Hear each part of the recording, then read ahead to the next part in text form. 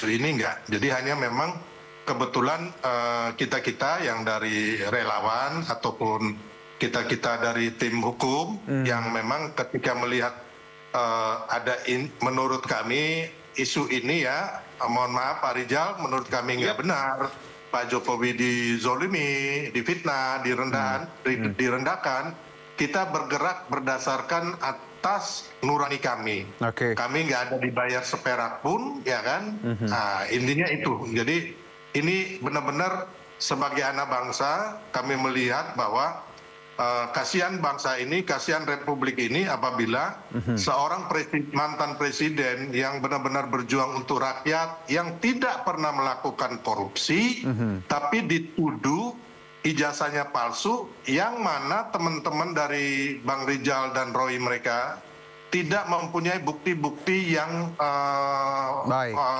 original ya, atau otentik bahwa ijazah ini palsu gitu loh. Dan sekarang Bang Rijal, saya juga bertanya ini kan, ijazah yang dipalsukan ini yang hasil daripada UGM sebelum tahun 2005, ataukah dari hasil Pramuka tahun 2012 gitu loh. Nah, itu yang masih menjadi pertanyaan saya gitu loh. Karena kemarin yang Pramuka itu si saudara Bitor sudah minta maaf dan mengatakan bahwa itu nggak benar gitu loh, ya kan. Dan kembali lagi penyelidikan daripada Roy CS ini, menurut saya mereka tidak pernah menyelidiki ijazah yang original atau otentik. Hanya ijazah fotokopian yang berdasarkan hasil dari digital ya, di sosial media. Nah, jadi itu yang saya bilang tadi, kenapa kita bergerak, karena kita sebagai anak bangsa tidak mau Bang Silvester, saya ke domba lah. Bang Rizal. Ada kebohongan di Republik ini. Ya, Bang Rizal, tadi disebutkan Bang Silvester, kasihan bangsa ini presidennya dizolimi seperti itu, tidak korupsi tapi dicari-cari kesalahannya, termasuk terkait ijazah ini. Ini kan hal sepele mungkin bagi sebagian orang, Bang Rizal. Ya, kalau menurut saya lebih kasihan rakyat ya, kalau seandainya ijazah yang digunakan oleh Joko Widodo untuk menjabat sebagai presiden ternyata palsu, begitu saya kira. Bang Rizal? Nampaknya audionya sedikit bermasalah. Tadi kita coba nanti lanjutkan mungkin Bang Rizal. Nampaknya sinyal. Bang Silvester. Saya kira. Bang Rizal, boleh diulangi? Tadi audionya terputus, tadi Anda bilang lebih kasihan rakyat, silakan. Oh ya, lebih kasihan rakyat seandainya gitu kan, bahwa ijazah yang digunakan oleh Pak Jokowi untuk menjabat sebagai presiden dan memerintah selama 10 tahun itu palsu. Apalagi sebelumnya adalah sebagai gubernur, sebagai wali kota, lebih dari 10 tahun tentunya, 20 tahun mungkin sebagai pejabat publik. Rakyat lebih dizalimi, itu kan, masyarakat lebih dizalimi.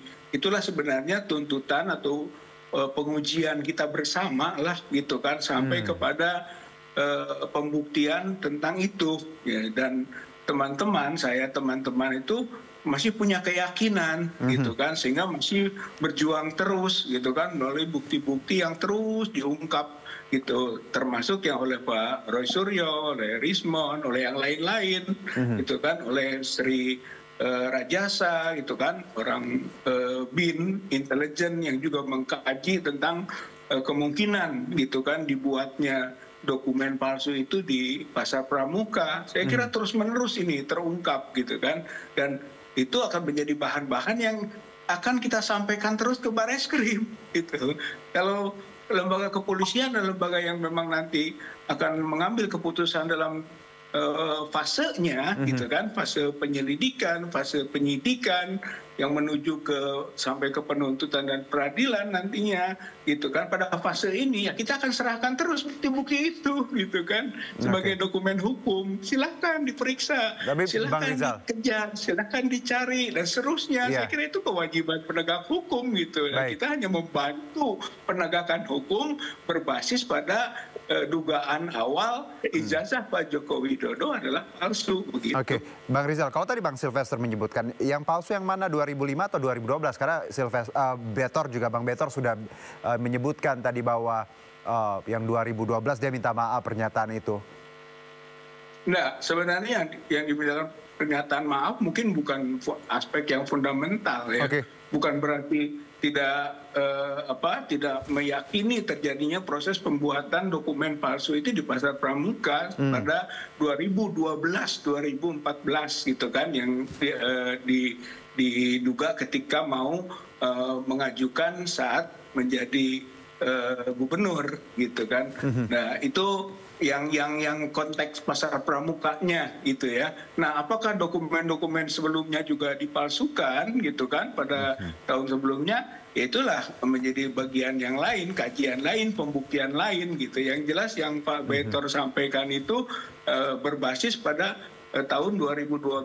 Kemudian juga diduga gitu kan sampai ke 2014. Dan saat itulah pembuatan di Pasar Pramuka dengan tim. Dan ada juga berbagai informasi adanya tim gitu yang tim inti pembuat dokumen palsu gitu yang banyak dikemukakan oleh banyak channel gitu. Saya kira itu kita uji lah. Saya memasukkan itu, nanti informasi itu kita masukkan ke Barreskrim. Baik, Bang Rizal. Saya kira silakan Bang Sylvester. Bang Rizal, berarti ada 2 ijazah palsu ya, yang tahun 2005 oleh UGM. Dari kesimpulan Bapak bicara ini, dan juga ijazah palsu yang dan segala macam skripsi dan semua kebutuhan untuk calon gubernur di Pasar Pramuka. Berarti ada 2 ijazah yang dipalsukan ya, berarti ya? Nah, saya berbasis pada informasi dulu yang disampaikan Pak Bitor itu kan, peristiwa di Pasar Pramuka ada 2, 2012 gitu. Tapi juga ada 2 ijazah palsu kan? Untuk yang sebelumnya itu sudah pernah diajukan di proses peradilan kan, di Pengadilan Negeri Solo. Dan itu ternyata tidak menemukan ijazah asli gitu kan, SMP, SMA gitu pada awalnya. Mohon maaf Pak Rizal, yang diteliti selama ini kan oleh Roy Suryo CS, termasuk gugatan itu adalah ijazah yang dipalsukan oleh UGM sebelum tahun 2005. Berarti ada 1 ijazah. Terus yang kedua, gara-gara Bitor kemarin, teman-teman ya kan, termasuk Roy Suryo CS dan juga intelijen itu mengatakan bahwa ada ijazah lagi yang dipalsukan tahun 2012 oleh Pasar Pramuka. Jadi saya mau tanya ke Bapak, ya kan, kalau bisa Bapak jawab aja, ada 2 ijazah yang dipalsukan atau 1? Oke, silakan Bang Rizal. Ya, saya kira begini, pada awalnya adalah pengkajian apakah betul Pak Jokowi itu punya ijazah asli atau tidak, gitu kan. Itulah yang kemudian diajukan gugatan, gitu kan, gugatan perdata baru-baru ini, gitu kan. Kemudian juga ada pendampingan pidana, kasusnya Bambang Tri dan Gus Nur, TPUA mendampingi, itu untuk sama-sama mengkaji ujungnya ada nggak ijazah asli SMA, SMP, bahkan sampai SD yang pada waktu itu tidak ditampilkan, tidak ditunjukkan ijazahnya itu. Jadi kita punya keyakinan, oh ijazahnya itu misterius gitu. Nah, pada tingkat berikutnya baru gitu kan kita menggugat, ini proses hukum dulu, kita menggugat gitu kan tentang ijazah S1-nya. Gugatan-gugatan itu terjadi pada tahun 2000-an, 2020-an gitu gugatannya gitu. Bahwa kapan dipalsukannya ya itu yang akan diteliti ketika sampai kepada asumsi bahwa bukan asli ini palsu. Nah, ternyata muncul pasal pramuka gitu 2012. Oh, mungkin di situ dipalsukannya gitu. Jadi informasi Pak Beator yang kemudian terus-menerus gitu kan muncul lagi ada Iman, ada yang lain-lain. Silakan. Pertanyaan saya itu sederhana. Dipalsukan itu sebelum 2005 ya, 2000 tahun itu ya kan. Terus tiba-tiba lagi kan berarti sudah ada pemalsuan waktu itu, ya kan? Yang kita tahu Bapak mereka menggugat, ya kan, teman-teman Bapak itu di PN Solo dan Sleman, ya kan, termasuk ke UGM. Berarti yang memalsukan adalah UGM, karena gugatannya ke UGM. Terus soal kapan dipalsukannya, ya kita tidak tahu gitu. Tapi kami sangat berkeyakinan bahwa dokumen itu palsu, begitu. Nah, temuan-temuan itu yang orang ijazah palsu gitu kan, harus mempunyai bukti awal gitu loh. Ya kan sekarang ini yang menjadi kebingungan saya ya kan adalah bahwa kenapa ijazah palsu tahun 2005 terus dipalsukan lagi tahun 2012, Pak Rijal gitu loh. Saya nggak tahu proses pemalsuan bagaimana dan mulai kapan. Tapi yang jelas bahwa kami masuk ke proses hukum. Nah, gitu yang kan. Anda teliti Anda dan teman-teman teliti itu yang dipalsukan di mana? Kemudian kami mengadukan ke Bareskrim supaya Bareskrim meneliti begitu. Bang Silvester, Bang Rizal, waktu kita habis, sayang sekali. Nanti kita undang lagi ya. Kalau saya WA, saya WhatsApp, dibalas ya Bang, nanti kita undang lagi ya. Terima kasih Bang Rizal. Bang Silvester. Seru sekali. Terima kasih. Banyak. Iya, siap. Sama-sama, sehat-sehat. Baik. Dan pemirsa, kita lanjutkan Sindo Sore kita dengan informasi berikutnya. Ini masih terkait dengan... ini kita masih ke informasi terkait pengadilan yang stop sidang pembuktian ijazah Jokowi berikut ini. Majelis Hakim Pengadilan Negeri Surakarta memutuskan tidak berwenang mengadili gugatan perdata terkait keabsahan ijazah Joko Widodo. Putusan tersebut tertuang dalam amar putusan perkara nomor 99. Majelis Hakim juga menghukum penggugat membayar biaya kompensasi perkara sebesar Rp506.000. Hal ini sekaligus menggugurkan gugatan perdata terhadap perkara ijazah Jokowi yang dilayangkan oleh para penggugat. Pengadilan mengabulkan eksepsi tentang kewenangan mengadili secara absolut tersebut, yang pada pokoknya menyatakan Pengadilan Negeri Surakarta tidak berwenang mengadili perkara itu. Ya. Sehingga dengan ada putusan setelah itu, akhirnya putusan itu menjadi putusan akhir yang mengakhiri perkara nomor 99 ini di Pengadilan Negeri Surakarta. Gitu. Di sisi lain, putusan Majelis Hakim sesuai dengan eksepsi yang dilayangkan oleh para tergugat. Dalam eksepsinya, tergugat berargumen bahwa ijazah Jokowi yang menjadi objek sengketa berkaitan dengan lembaga negara seperti KPU, SMAN 6 Surakarta, dan Universitas Gadjah Mada. Sehingga seharusnya perkara ini digugat ke Pengadilan Tata Usaha Negara, bukan Pengadilan Negeri Surakarta. Dari Solo, Jawa Tengah, Tim Liputan iNews melaporkan. Prediksi tinggi gelombang di Laut Selatan Jawa akan mengalami gelombang tinggi. Masyarakat dan wisatawan dihimbau untuk waspada. Dan berikut cuplikan perbincangan Lukman Hanafi dengan Kepala Badan Meteorologi, Klimatologi, dan Geofisika Dwi Korita Karnawati dalam program One on One. Liburan. Betul. Liburan itu kan tidak hanya berwisata. Betul. Berwisata di darat, ya, di pegunungan gitu. Tidak hanya di situ. Kalau di pegunungan kan nanti potensi longsor. Di dataran banjir. Betul. Tapi juga banyak yang senang atau gemar berwisata di pantai. Oke. Nah, diving, berarti berarti harus ada cek perakiraan cuaca, kondisi gelombang. Oke. Nah, ini silakan bisa ditayangkan itu di mana? Inawisnya di tengah. Ini juga bisa diprediksi. Oke. Kondisi gelombangnya di sini nih, nanti akan muncul di sini. Silakan. Nah, ini wilayah bisa muncul ya, saya tunjuk aja. Boleh. Ini Pulau Jawa ya, Pulau Sumatera, ini Nusa Tenggara Barat Timur ya, kita tahu Kalimantan, ya Sulawesi ya. Nah, ini Samudra Hindia. Mohon diperhatikan pantai-pantai Samudra Hindia, mulai dari bagian selatan Sumatera, menerus sampai selatan Jawa. Ya. Ibu mau pakai ini?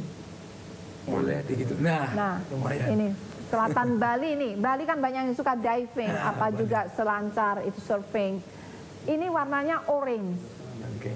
Nah, orange ini berarti menunjukkan tinggi gelombang 2,5 sampai 3 meter. Okay. Jadi kita bisa ngukur nih saya nggak bisa berenang. Kalau saya nggak berani 2,5 sampai 3 meter. Nah, itu tinggi gelombangnya bisa terbaca nih terutama di Samudra Hindia. Namun semakin ke timur. Saksikan perbincangan Lukman Hanafi dengan Kepala Badan Meteorologi, Klimatologi, dan Geofisika Dwi Korita Saraswati hanya di One on One Sido News TV hari ini Jumat 11 Juli 2025 pukul 21.30 waktu Indonesia Barat. Kembali bersama kami, pemirsa. Kementerian Ekonomi Kreatif melaunching program Radio Masih Ada di salah satu lobi perkantoran di pusat Jakarta. Program ini merupakan upaya Kemenparekraf dalam mempertahankan serta mengembangkan ekosistem radio di tanah air. Guna memperkuat eksistensi radio di tanah air, Menteri Ekonomi Kreatif Teguh Rifki Harsha berkomitmen memberikan dukungan dalam bentuk sosialisasi serta regulasi penyiaran. Menekraf juga menekankan pentingnya kolaborasi dengan berbagai sektor guna mempertahankan industri radio di tengah tantangan era digital yang semakin modern. Hal ini terungkap saat melakukan launching Radio Masih Ada bersama LPP RRI dan Tamrin 9 di Jakarta Pusat. Industri radio Indonesia juga bisa dapat beradaptasi dengan perkembangan digital dan teknologi hari ini. Itu salah satu cara kaitannya dengan infrastrukturnya, tetapi kaitannya dengan pendengar kan juga harus semakin dekat. Dukungan terhadap talentanya, kemudian kaitannya juga dengan kebijakan-kebijakan juga kami terus suarakan yang kira-kira bagaimana yang menjadi tantangan bisa dipermudah dengan kebijakan ini juga tentang revisi Undang-Undang Penyiaran. Harapan dari ekosistem ini biar bisa berkembang begitu, agar juga keberpihakan terhadap industri ini termasuk platform terestrial digital untuk radio ini juga bisa diterapkan. Kemenekraf berharap melalui program kolaborasi ini mampu memperkuat ekosistem pelaku industri radio di tanah air serta mendorong tumbuhnya ekonomi kreatif pada lintas sektor. Dari Jakarta, Fakih Satrio, iNews melaporkan. Pemirsa, pemulangan jemaah haji Indonesia 1446 Hijriah telah berakhir. Kloter 28 debarkasi Kertajati menjadi kelompok terakhir yang pulang ke tanah air dari Madinah, Arab Saudi.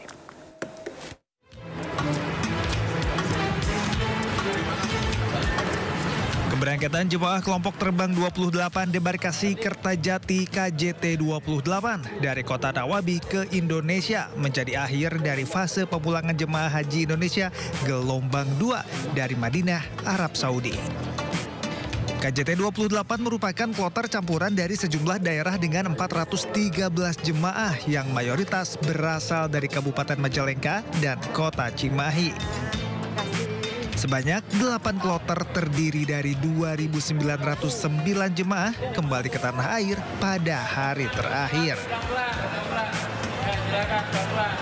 Alhamdulillah, secara umum proses pemulangan jemaah haji yang sudah berlangsung sejak 11 Juli sampai hari ini tanggal 10 Juli berjalan dengan lancar ya. Dan kita semua tentu senang ya, jamaah haji kita hampir seluruh jamaah haji kita sudah meninggalkan Arab Saudi. Tersisa masih sekitar 6 kloter lagi, sekitar 2.600-an jamaah yang akan diberangkatkan secara bertahap sampai nanti malam ya. Proses kepulangan jemaah haji Indonesia usai menunaikan ibadah haji berlangsung sejak 11 Juni 2025 yang terbagi dalam 2 gelombang jemaah. Gelombang 1 berangkat melalui Bandara Internasional King Abdul Aziz, sementara gelombang 2 berangkat dari Bandara Amir Muhammad bin Abdul Aziz, Madinah. Tim Liputan, iNews melaporkan. Informasi tadi menutup Sindo sore hari ini. Jangan lupa Anda bisa mendapatkan informasi terkini terbaru di kanal YouTube Sindo News atau melalui portal yang menghadirkan berita daerah, nasional, dan internasional di sindonews.com. Saya Arjuna Syaputra beserta kerabat kerja yang bertugas pamit undur diri. Terima kasih, sampai jumpa.